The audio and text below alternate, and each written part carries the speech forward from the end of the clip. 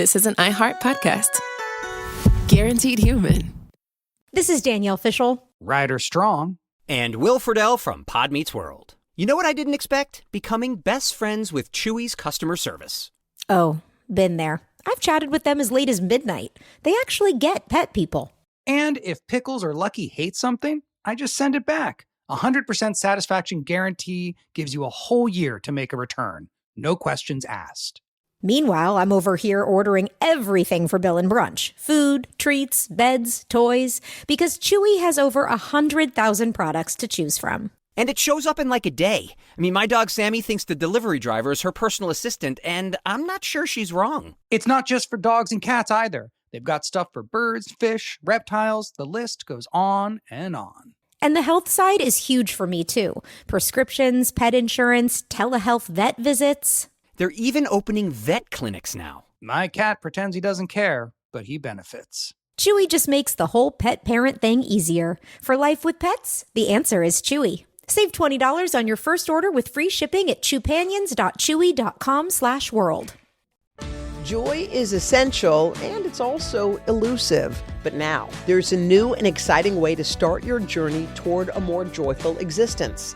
Joy 101. It's a new podcast hosted by me, Hoda Kotb. If you're craving inspiration, support, and useful tools to maximize your joy, tune into these candid, uplifting, and moving on-air chats. Listen to Joy 101 on the iHeartRadio app, Apple Podcasts, or wherever you get your podcasts.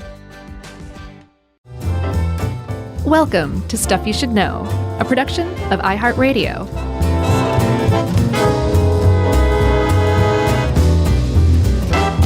Hey, and welcome to the podcast. I'm Josh, and there's Chuck and Jerry's here, and this is Stuff You Should Know, the true crime edition where nobody gets hurt. Isn't that amazing?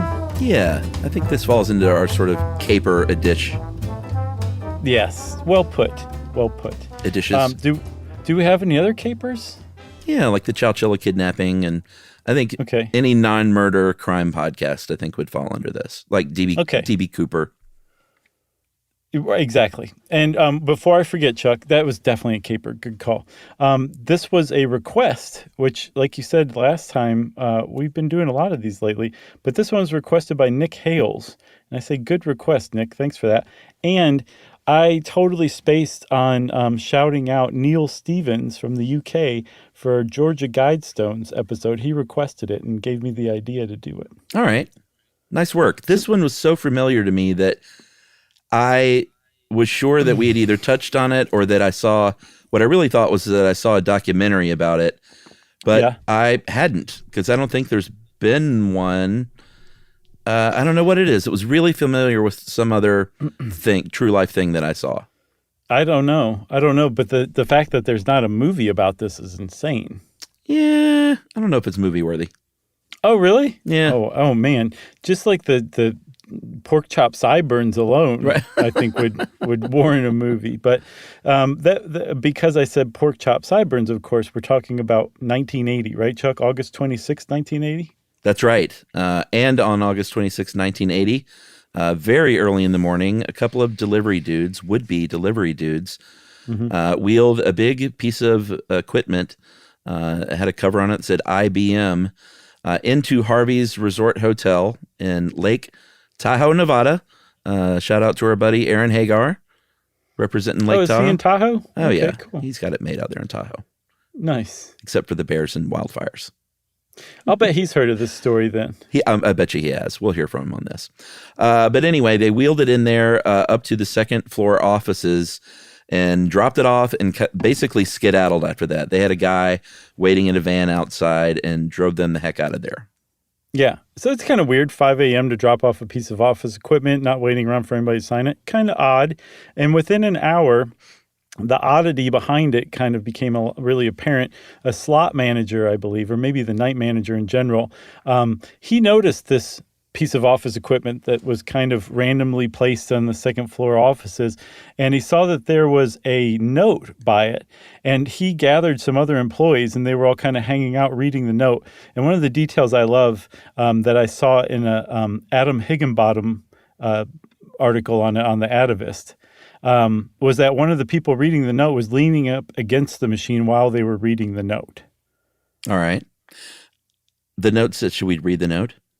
Yeah, because then it makes the whole thing about somebody leaning up against it really hilarious. All right. Stern warning to the management and bomb squad. In which case, I would have been out of there. That's all I need to hear. Right, exactly. Do not move or tilt this bomb because the mechanism controlling the detonators in it will set it off at a movement of less than 0.01 of the open-end Richter scale. So let's confuse people right out of the gate is what this note is what this guy's thinking. Sure. Don't try to flood or gas the bomb. There's a float switch and an atmosphere pressure switch set at two numbers, 26.00 to 33. Both are attached to detonators. Do not try to take it apart. The flathead screws are attached to triggers, and as much of a quarter to 3/4 of a turn will cause the explosion. In other words, this bomb is so sensitive that the slightest movement, either inside or outside, will cause it to explode. Full stop. Yeah, and you can guess the person leaning against the machine stood up and moved away from it, right? That's right. And basically they said, I love that part. No one can detonate, or no one can deactivate this bomb. Not even the creator can defuse this thing. So it is going to go off at some point. Your best hope of not getting hurt is to pay a $3,000 ransom, and you're going to receive instructions on how to move it out of here so it can explode somewhere else. Yeah, and it would have been a bargain for $3,000. It was actually a $3 million ransom. Did I say 3,000? You did. I think you were being optimistic. Yeah, $3 million. But it was a big fat ransom, and the bomb itself. I mean, if you just look at the ransom note when it's talking about the bomb, that's a pretty amazing bomb, and it actually became pretty legendary with the FBI. So much so that I saw that they still, I don't know if they still do today, but for many years they used it as a teaching model for bomb technicians. And the FBI considered it very sophisticated, and they said it was unlike anything any bomb technician had ever seen before. No one had ever made a bomb like this. Yeah, very good bomb, if there is such a thing. It was a couple of stacked boxes lined with metal and rubber that through conventional methods you couldn't separate, of course, without it going boom. And so the FBI did what they do in this case. They come in, they start taking pictures, they x-ray it, they sweep it for fingerprints. Obviously, they don't move it. They find out that it has about 1,000 pounds of dynamite inside. Yeah. And they can't find a way to, like, basically they're saying, this note seems to be right on the money. Like, we can't find a way, at least right off the bat, about how to defuse this thing safely. Yeah, and very famously, the bomb technicians in the room started running around in aimless circles saying, oh, my God, oh, my God, oh, my God. And they did that for a good 3 hours, I think, before somebody stepped in and stopped them. But that ransom note also showed a lot of planning, not just the bomb. Like, this bomb was amazing, just full stop amazing. One to really be proud of if you were a bomb maker. But the actual heist itself had like a real shot at extorting this $3 million successfully. And it started with, they knew what they were doing out of the gate. They said, we want $3 million in used bills, $100 bills, already used, not marked, not bugged, don't even try to chemically treat them. And we want you to fly a helicopter to Lake Tahoe Airport, have the pilot land by the payphone and wait by the payphone for instructions. Are instructions going to come from the payphone? Who knows? They could also come by taxi. They could also come by carrier pigeon. I'm making that last one up, but they were just trying out of the gate to confuse them so that they couldn't plan for everything. And I think it was a really well-planned heist. Yeah, I mean, they basically said no one involved from this point that you meet up with, like anyone that might deliver a note, someone that might drive a vehicle that's involved, like no one's going to know anything, so don't bother. And I think I believe that that's probably true. They said that the creator of the bomb, I'm not going to be a part of this money drop. I'm not going to be around. Nobody that's a part of any of this exchange of money is going to know anything about how to defuse this bomb. Like, if this thing is going to go off and there's nothing you can do to stop it, again, the only thing that you can do is follow what will ultimately be 6 sets of instructions to safely get this bomb out of there after I get my loot. Yeah, after he gets the loot, or they. So the first set of instructions was going to be given to the helicopter pilot. The rest of the instructions would arrive through the local post office, which is putting a lot of faith in the USPS. But then there was another demand too that was probably the most ridiculous demand of all. They said that all news media, local or national, was to be kept ignorant of the heist until the bomb was successfully removed, right? Yeah, that was impossible. Totally impossible, because the first thing the cops did when they realized, like, this is for real, which they figured out pretty quickly. I think the thing was discovered before 6 a.m., and by 7 or 8 at the very latest, they were rousting hotel guests at Harvey's, many of them from sleep, telling them, like, nope, you don't have time to grab your belongings, you got to go. And not only did they evacuate Harvey's, 1,000 pounds of dynamite can do some real damage. They actually evacuated Harrah's across the street from Harvey's, too. Yeah. So they said, you're all going to go to this nearby high school. And of course, the media, it's a big thing when that happens, when people are being like massively bussed out in their bathrobes and stuff. So basically within a few hours, like all the media knows this, they cordon off the area. There's people hanging out. There's gawkers. There's reporters. There's, before you know it, of course, because there's casinos around there, they're taking bets, of course, like over under on whether this thing's going to detonate. Right. And not only did they not keep the media out of it, but it became like, call it a sensation, indicates that it drug on. It was like a day and change, but it was a crazy day and change for the media. For sure. And it was over the week before Labor Day weekend. So Tahoe was crawling with people. And this was 1980, right? Just 36 years before, the first casino was opened on the south shore of Lake Tahoe, and it was opened by the same guy whose hotel now had a bomb in it, Harvey Gross. His first thing was Harvey's Wagon Wheel Saloon and Gambling Hall, which I saw described as a cabin that had 6 slot machines in it. And at the time in Tahoe, Chuck, there was no phone, no water, no sewer, no power lines. The roads would close at like the first sign of snow. And it was like a real podunk area, but gambling made it, actually, put it on the map. For a second there, I thought you were going to say, not a single luxury. Oh, man. I really should have. I wish I had. I'm not on my game today. Like Robinson Crusoe. They were what? Primitive as can be, right? That's what they said, but it was the 60s. You wouldn't say that anymore.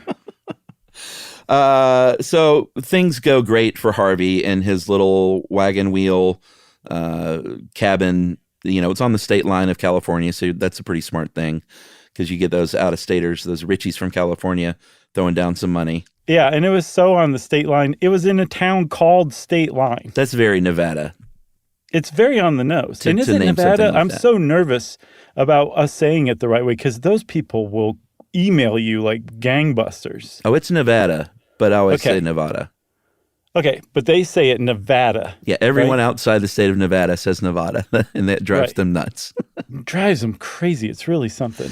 So Harvey, let's wait on a break. So Harvey was doing great with this little tiny casino in the 40s. Through the 50s, makes a lot of dough. And by 63, had expanded and upgraded to Harvey's Lake Tahoe, which at the time was the tallest building at 11 stories, which is, that's a pretty tall building for that area of the country.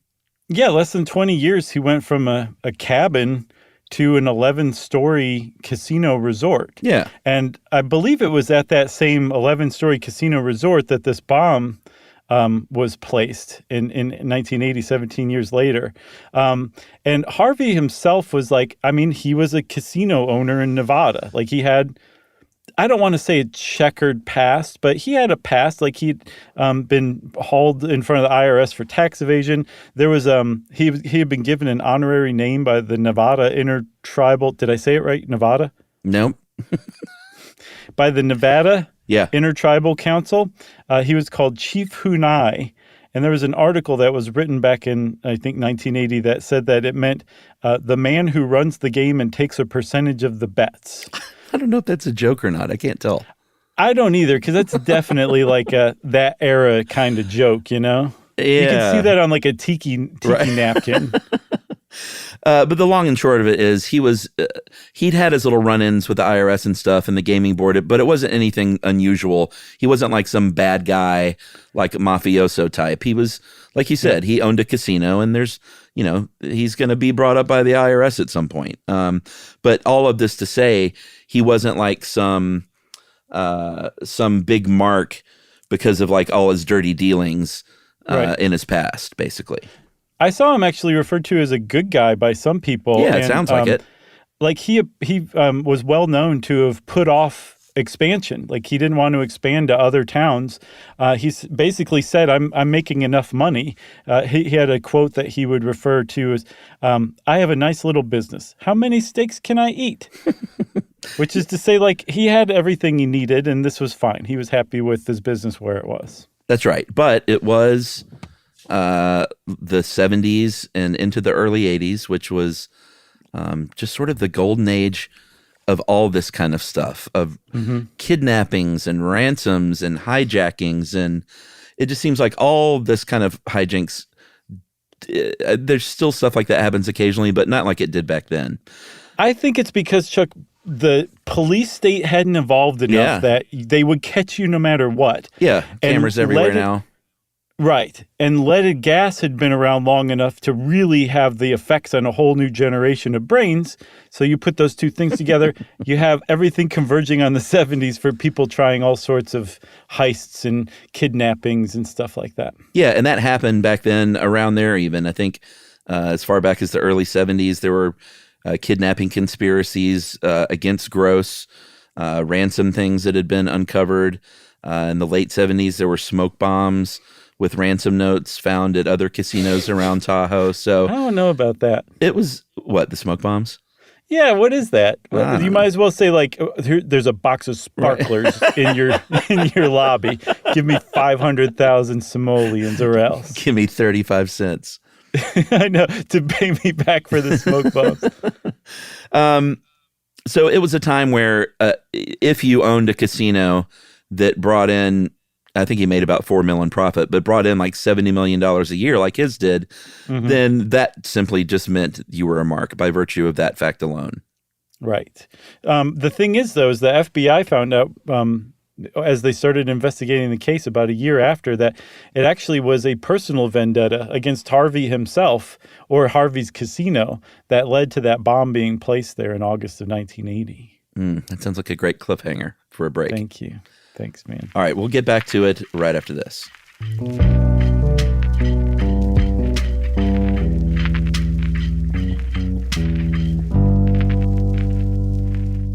This is Danielle Fishel. Ryder Strong. And Will Friedle from Pod Meets World. You know what I didn't expect? Becoming best friends with Chewy's customer service. Oh, been there. I've chatted with them as late as midnight. They actually get pet people.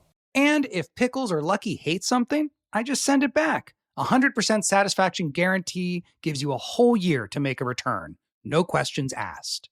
Meanwhile, I'm over here ordering everything for Bill and Brunch. Food, treats, beds, toys. Because Chewy has over 100,000 products to choose from. And it shows up in like a day. I mean, my dog Sammy thinks the delivery driver is her personal assistant, and I'm not sure she's wrong. It's not just for dogs and cats either. They've got stuff for birds, fish, reptiles. The list goes on and on. And the health side is huge for me, too. Prescriptions, pet insurance, telehealth vet visits. They're even opening vet clinics now. My cat pretends he doesn't care, but he benefits. Chewy just makes the whole pet parent thing easier. For life with pets, the answer is Chewy. Save $20 on your first order with free shipping at chewpanions.chewy.com/world.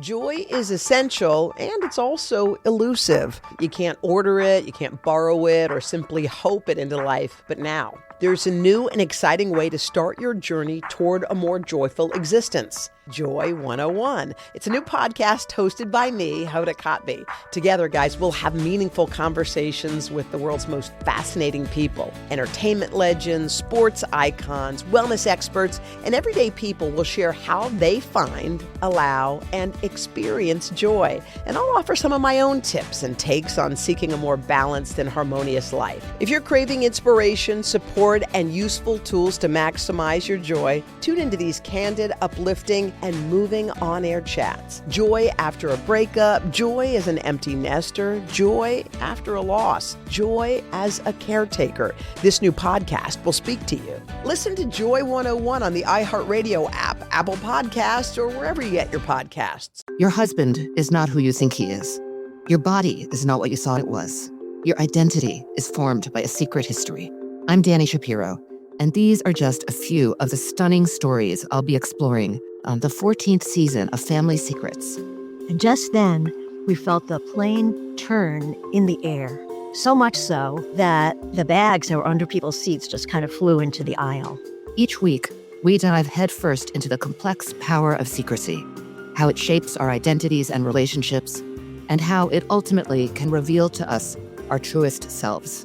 My daughter, she's pretending she doesn't know, but is trying to cook and feed me and keep me alive because I wasn't eating anything.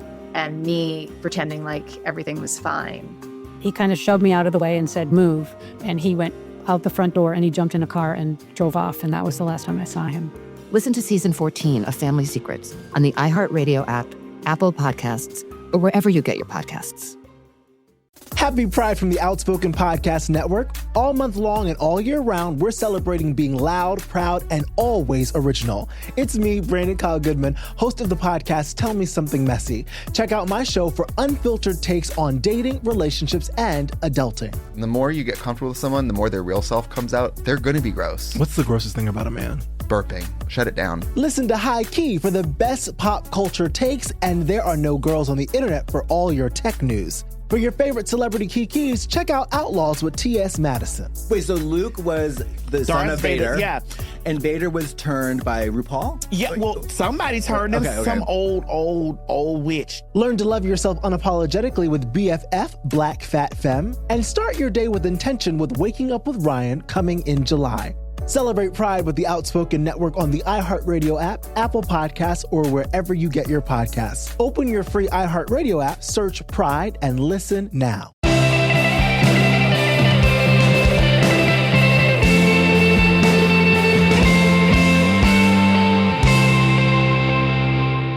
All right, so we're back in action here at the bomb site. The FBI's bomb squad is working hard, trying to figure this thing out.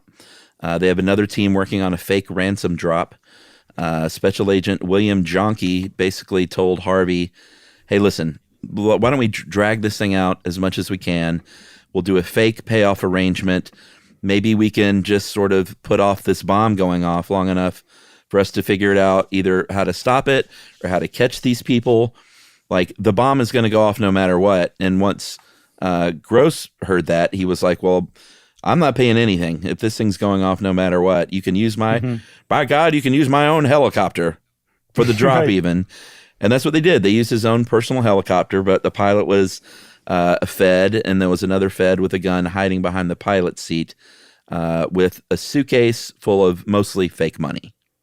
Yeah, I think a few grand is what I saw. And just like the ransom note said, the agent flew the helicopter to Lake Tahoe Airport, landed next to the payphone, and got there just in time from what I saw for the phone to start ringing, although I suspect they were being watched. And the phone rang, and rather than giving them instructions over the phone, I think it's hilarious that they said, look underneath the phone. There's instructions taped beneath the phone, and then I guess hung up. We didn't want to tape it to the front of the phone booth. Right. So he checks out the instructions and it says, okay, this is what you're going to do. You're going to fly west along the highway for 15 minutes from the airport. And you're going to turn. There's some compass setting they told him to turn toward. I never found which one. And then after a certain amount of time, he should start looking for a beacon, which is going to be a strobe light in a field. He should land there, and that's where the money drop would happen. And so the pilot took off, and he did exactly as the thing instructed, as the ransom note instructed. And there was nothing. He flew around for 45 minutes just waiting, hoping. I guess probably came close to running out of gas. And then he flew back to the Lake Tahoe airport and went back to the payphone in case they called to say, like, what the heck's going on? And they never did call, actually. So the money drop never happened. I wonder, the Fed takes off, and he's got the other Fed behind him hiding with a gun. And he's like, hey, how do you think this guy knows how far we're going to be in 15 minutes? And the other Fed went, beats me. Right. And that's exactly what happened. And it's at this point in the story where we will introduce you to the guy behind the whole thing. And we'll learn more about him later, but his name was John Waldo Burgess Sr. And that was one of the key mistakes he made. He kind of botched this money drop because he should have said miles, like fly so many miles or fly to this destination. He just said fly for 15 minutes. And I don't know if he put at an average rate of speed for your helicopter. Right. But the long and short of it is they didn't know after he had flown 15 minutes exactly where he was going to end up. And they were like, well, that stinks. And this is after they had forgotten the battery to the strobe light. Right. They left it in Fresno. They eventually got one. Yeah, they left it at their place. They eventually got one. They tried to break into an auto parts store to get one and got chased off, and then got one at a Shell station. So they had the strobe, but by the time all this happens, they don't even know where the helicopter is. No, and that Shell station also has its own hilarious story because the gas station attendant they were trying to buy the battery from basically was like, why? No, you need this kind of battery for the Volvo that you have parked outside that you're driving. They're like, it doesn't matter what kind of battery it's for. He's like, well, yeah, it does because Volvo won't take any battery. And they finally, I guess, convinced him to just sell them a battery. And he's like, fine, I guess you're going to find out yourself that it's not going to work. And they finally drove off. That's how they got the battery. But they made it to that drop point, which was 25 miles away from the airport. And they sat there and waited and waited and waited and waited and waited. No helicopter came. And the reason why is because they were separated by so many miles, they couldn't even hear the helicopter where it was. It was so far away from where they were at the drop site. All right, so this is botched. Back at the bomb site at the casino, a full-on party is going on because it's a casino and people are just out of their minds at those places. So the barricades are set up. People are selling T-shirts. I got bombed at Lake Tahoe. I had a dynamite time at Lake Tahoe. Like, that's how quickly this thing was moving. And the bomb squad team said, all right, here's what I think we should do. Like, they called us and they said if we flip switch number 5, then it'll buy some more time because this thing isn't playing out quite right. But I don't know if I trust that. No one volunteered to flick that switch. Like, they felt basically we should go on our own, like with our own gut feeling on how to do this, which is to basically blow this box apart, but do it so quickly that it severs the relay switch, like before the signal can reach the dynamite. Yeah, which is pretty fast. And it was possible. They had they had some of like the greatest minds in the United States who knew about bombs working on this problem, and they designed a charge especially for this, and it was built and brought to the site and put up, and they said this still has at best a 25 to 30% chance. But we talked to the engineer, one of the engineers at Harvey's, and he said it probably won't bring the whole building down, so let's give it a shot.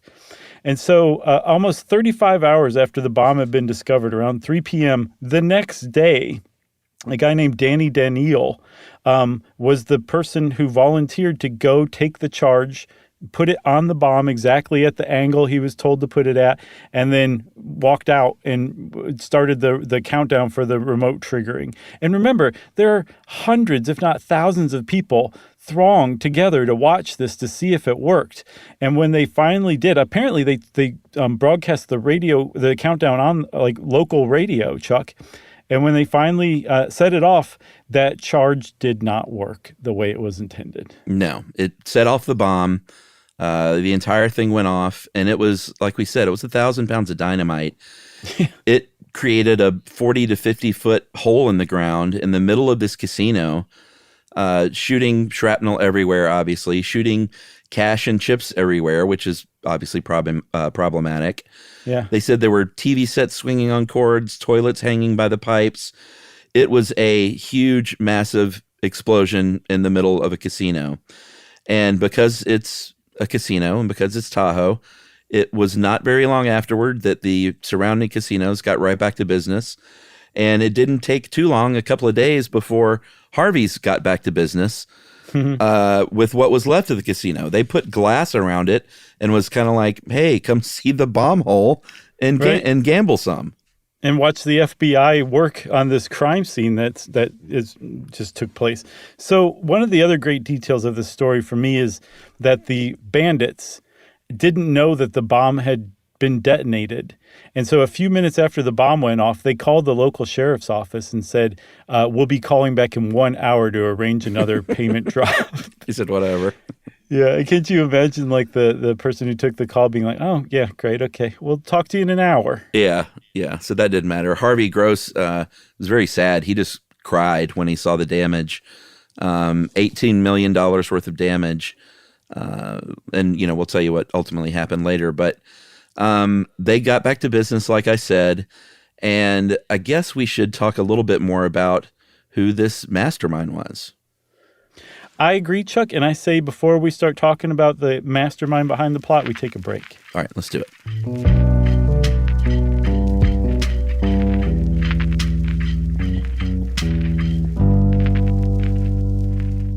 This is Danielle Fishel, Ryder Strong, and Will Friedle from Pod Meets World. Let's talk Chewy. Yes. For starters, they've got over 100,000 products. Food, treats, toys, beds. And as a dog and a cat mom, I can go to Chewy for literally anything I need, and it ships fast. And Chewy's customer service is unreal. Day or night, they're ready to help. You know what else I love? They handle prescriptions, pet insurance, telehealth, vet visits, and they're rolling out vet clinics across the country. For life with pets, the answer is Chewy. Save $20 on your first order with free shipping at chewpanions.chewy.com/world.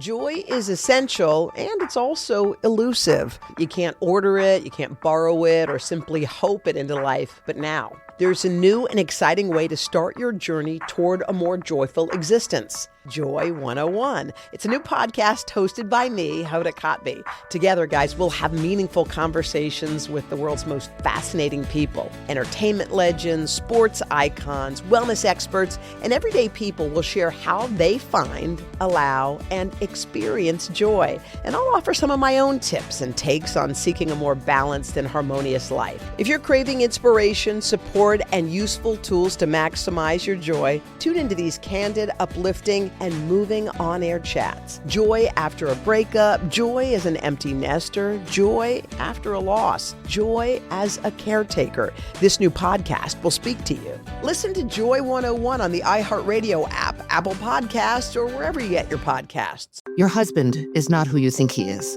Your body is not what you thought it was. Your identity is formed by a secret history.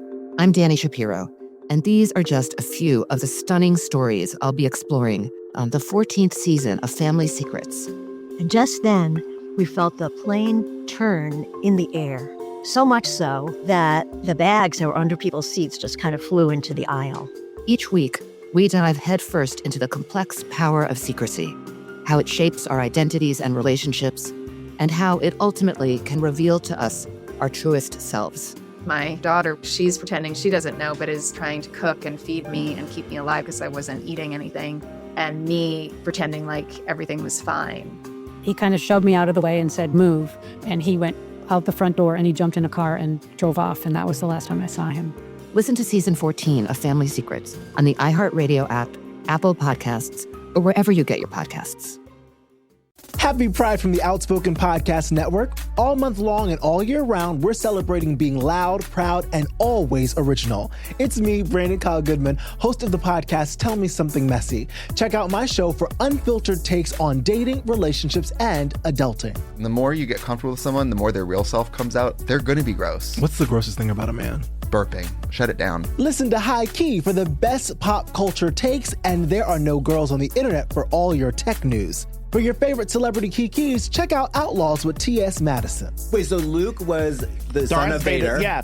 And Vader was turned by RuPaul? Yeah, well, somebody turned him. Okay. Some old witch. Learn to love yourself unapologetically with BFF, Black Fat Femme, and start your day with intention with Waking Up with Ryan coming in July. Celebrate Pride with the Outspoken Network on the iHeartRadio app, Apple Podcasts, or wherever you get your podcasts. Open your free iHeartRadio app, search Pride, and listen now.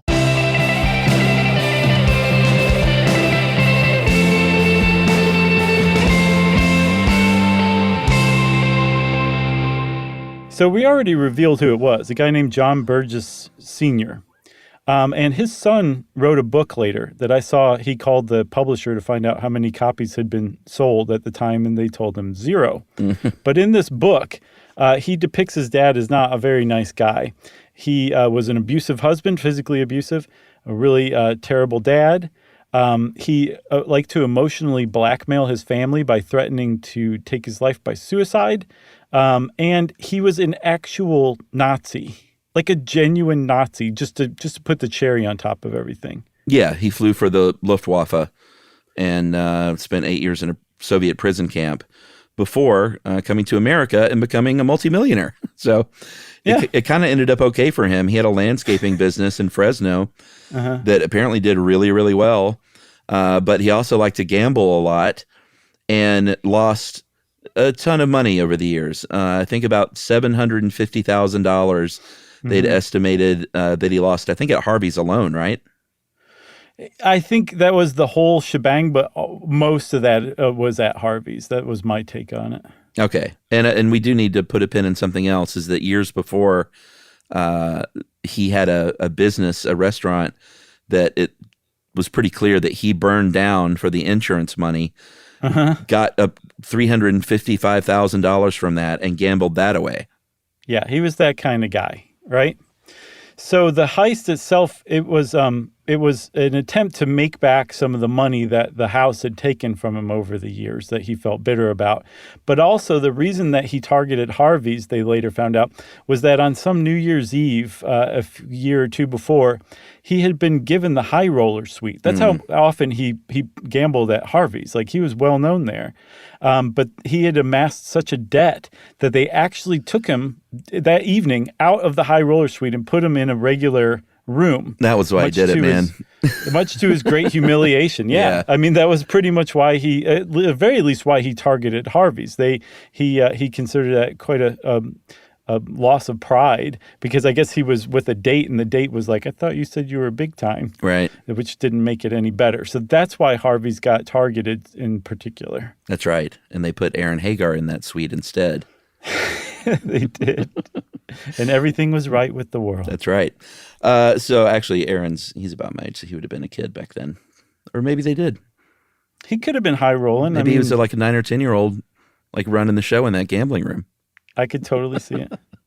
So we mentioned he was Burgess Sr. There was a Burgess Jr. He had a couple of sons, John Jr. and Jimmy, who were 20 and 18, respectively. And then Jimmy, was Ella Williams the senior's girlfriend? Yes. Okay. So he had a girlfriend named Ella Williams who were also in on it, and these two numbskulls who delivered the bomb named Bill Brown and Terry Hall. The FBI later said, after they caught Bill Brown, they described him, it was from a report, like somebody who witnessed the bomb being delivered. They said one of them was a hayseed, a real goober type. That's how they described Bill Brown. And it's sad for Bill Brown and Terry Hall, Chuck, because they got a total of $2,100. But it wasn't until after they were driven away early that morning that they were told what they'd just done. They did not know that they were delivering a bomb until after they delivered the bomb. Isn't that terrible? Yeah, I mean, they were probably just told, here's some money, go deliver this thing. That was a lot of money. That's exactly right. Yeah, and John Burgess Jr. just totally misled him, which is another mark against that guy. All right, so spinning back a little bit, when they hatched this plan, the first thing they did was go out and get all this dynamite, which they stole from a power plant in California, and stashed it in their walk-in freezer in their garage, and started building this bomb. And that's kind of one of the mysteries of this case, is it was such a sophisticated device, and no one still really knows how this guy managed to build this thing, if he had help, if he was just this bomb genius that no one knew about, or was just super smart and did his research. But no one really knows how he managed to build such a sophisticated bomb. I mean, it's still not clear. I don't think anybody will ever know. He just did it. And what's crazy is John Burgess might have gotten away with the whole thing. The FBI they were not on him initially. They interviewed something like 500 suspects in the whole case. And there were two things that seemed to have brought Burgess down. One was a hotel owner who was the night manager of the hotel that Burgess, Brown, and Hall stayed at before they planted the bomb. Her name was Nancy Domenico. And she found those three suspicious enough that she wrote down their license plate on their van, make, model, color, and the license plate number, and just kept it on file just in case. And it turned out that would become really important later on. And then the other factor was John Burgess Jr. had a really loud mouth, it turns out. Yeah, he had a girlfriend leading up to the event, and he would just brag all about this thing. They break up. You never think about the breakup side of things when you're spilling your innermost thoughts. Yeah. And she has a new boyfriend, tells him all about this guy I dated before you that told me all about this bomb plot. The new boyfriend calls in the FBI tip. So now they have a couple of tips pointing to these dudes. Yeah. They tracked down the van that the Nancy Domenico had reported as shady. And it was a van that was registered to the restaurant that Burgess Sr. allegedly had burned down. So that's where that comes back into play. Yeah, so they're like, okay, let's go interview John Burgess Sr. And John Burgess Sr. says, oh, John Jr. was driving the van. No, just completely gave his son immediately. up. Yeah, I mean, like that first interview probably said, here's his address. Hopefully at least called his son to give him a heads up. I don't know. But they went over and they interviewed John Jr., and he said, yes, I was around Tahoe at the time. Yes, I was with my van, but I was looking for places to plant marijuana. And you know that's true because I've just admitted to a crime to the FBI, right? Right? And apparently the FBI didn't really buy it. They said, like, that story is awful. But he stuck to it, and they didn't have anything else they could get him on right then. But he was definitely on their radar from that point forward. I thought it was a pretty good story to be put on the spot, personally. Well, it didn't work, but like to admit to another crime, I was like, right, all right, not bad. I'll give you that part. The part I think the FBI was like, you're kidding, right? He said the battery died, so I abandoned the van. Somebody must have taken it and used it in the crime and then brought it back while I was away from the van. Right. Well, which is a long way of saying wasn't me. Right. Exactly. So they do what they do in the movies. They don't have enough hard evidence, so they spend a year getting that evidence, building a case. In a montage with a great, like, upbeat song where they're putting this stuff together, right? Sure. I don't know why John Jr. And John Sr. are still in the country. I would have been out of there so fast. Where would you go? I'd leave the country. I know. Where would you go? Oh, that's a really good question. Everyone just always talks about, like, who would you have over for dinner, living or dead? Right. Like, mine would be, where would you go if you were guilty of a bombing plot? I mean, it's got to be a non-extradition treaty country, right? So you're looking at, like, Venezuela. I'd have to do my research Cuba. then. But yeah, I would go someplace with a beach and like a very quiet life. Okay. Yeah. And then they just, they eventually show up at the beach in the movie as well. So, pull yeah. that Mai Tai out of your hands and you're toast. Exactly. Canada has beaches. Sure. Lovely beaches. There you go. Not quite the beaches I was looking for, though. You're welcome, Chuck. So the FBI is getting this evidence. They have rewards. I think like $500,000 is about as high as the reward went. And finally, about a year later, they arrest John Jr. and Jimmy, and they dangle a little carrot in front of their faces. I'm so glad you said carrot. How would you like to turn on Dad and maybe get a little leniency? And they went, that jerk? I'm happy to. And that's exactly what they did. Right. And they turned on their dad. They arrested their dad. They arrested Ella Williams, Bill Brown, Terry Hall. And from what we understand, every single person who had anything to do with that was rounded up in one fell swoop, basically.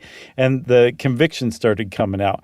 Ella Williams got 7 years for her involvement. And she hasn't factored in hugely into this podcast, but she was definitely an accomplice. She typed the ransom notes up. She did a lot. I think she dropped some people off at one of the landing sites. Like, she was very much involved. So she got 7 years, but a judge later overturned her conviction.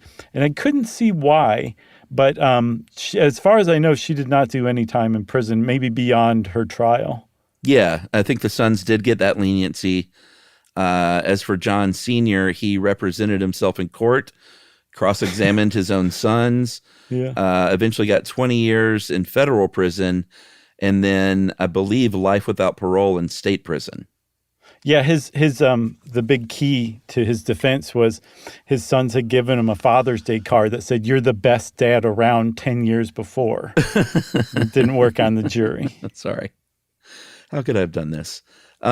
He served 16 years, died in prison of cancer. But then there's one final little potential twist here, right? Yeah. So John Burgess had talked to a reporter while he was alive, and he said, "You know what?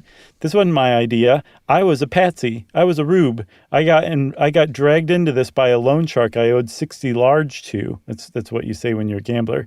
And he recruited me to plant this bomb, and that really the loan shark was working on behalf of Harvey's top executives and the mafia, who were conspiring to blow the place up so that they could collect the insurance money. Looky there. You believe it? Not at all. No. Yeah, same. No, and the thing that just like completely proves it is, they used insurance money to rebuild. It's like, no, that doesn't prove anything. Of course you're going to use insurance money to rebuild. It doesn't mean there was a conspiracy there. Right. You know? Is that place still there? Any idea? Yeah, it's still there. Right. I think it's been updated even more since then. But yeah, as far as I know, Harvey's is still there.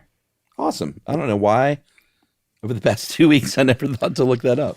Me either. I'm almost positive. We'll have to leave it to Aaron Hagar to tell us whether it's there or not. Sweet. It is. I'm looking at a picture of it. It's definitely been updated.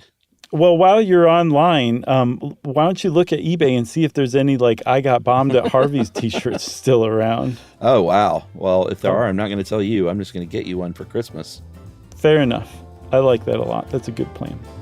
Well, since Chuck said what he's going to get me for Christmas, and I realized, man, I've got to figure out what to get Chuck for Christmas, it's time for listener mail.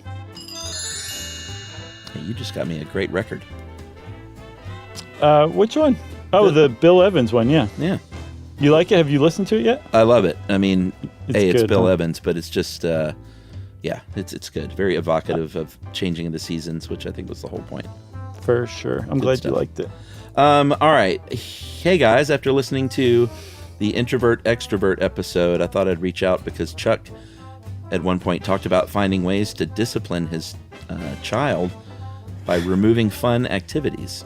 I don't remember saying that, but I guess. Oh, you were so mad you were like frothing at the mouth. I've never heard you more angry. We don't even really do that, so I'm not sure if I may have been kidding or not. Anyway, I'm a third grade teacher, because this is like a tip here, so we got to read the tips. I'm a third grade teacher on a reservation, and with 16 kids in my class, I have never had to use discipline. My classroom functions like a well-oiled machine due to a type of behavior management known in the educational world as PBIS, Positive Behaviors and Supports. It's a way to manage challenging child behavior solely through the use of using praise and rewards. Wow. It can easily be applied in the context of raising your own child. Especially if you want to raise a psychopath. This is a huge topic and one that is near and dear to my heart. I thought it might be incredibly useful for all the parents out there who, like Chuck, struggle to find a way to manage their child's behavior through conventional discipline. Man, this guy's scoring all over you, Chuck. A little bit. This is Anthony. You guys rock. Thanks for all the wonderful knowledge and hilarious dialogue. Want to be super clear, Anthony. We don't struggle to find a way to manage her behavior. She's a good kid. And not to say that kids who have trouble behaving are bad kids at all. Right. Everyone has their challenges as kids and parents. But it's not too bad. And I don't know that this PBIS would work necessarily in my household. But hey, I mean, we already do that kind of thing, but I'll ramp it up and see if that helps. There you go. Run an experiment, Chuck, in true SYSK fashion. Sure. I'm curious, though, because Anthony didn't say if Anthony had kids. Because I will say that the way kids behave for teachers is not at all related to how they behave for parents a lot of times. I can imagine, for sure. So, I'm curious. Yeah, if you guys listening out there, try this. Let us know if it works or what. Yeah. And also, Anthony, thank you very much for writing in, Anthony. That was great. So if you want to be like Anthony, you can write in too to stuffpodcast@iheartradio.com. Stuff You Should Know is a production of iHeartRadio. For more podcasts from iHeartRadio, visit the iHeartRadio app, Apple Podcasts, or wherever you listen to your favorite shows.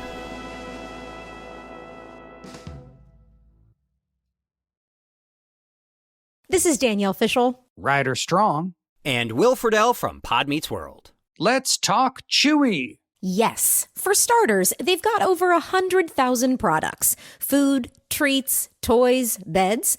And as a dog and a cat mom, I can go to Chewy for literally anything I need, and it ships fast. And Chewy's customer service is unreal. Day or night, they're ready to help. You know what else I love? They handle prescriptions, pet insurance, telehealth, vet visits, and they're rolling out vet clinics across the country. For life with pets, the answer is Chewy. Save $20 on your first order with free shipping at chewpanions.chewy.com/world. Joy is essential and it's also elusive. But now, there's a new and exciting way to start your journey toward a more joyful existence. Joy 101. It's a new podcast hosted by me, Hoda Kotb. If you're craving inspiration, support, and useful tools to maximize your joy, tune into these candid, uplifting, and moving on-air chats. Listen to Joy 101 on the iHeartRadio app, Apple Podcasts, or wherever you get your podcasts. This is an iHeart podcast. Guaranteed Human.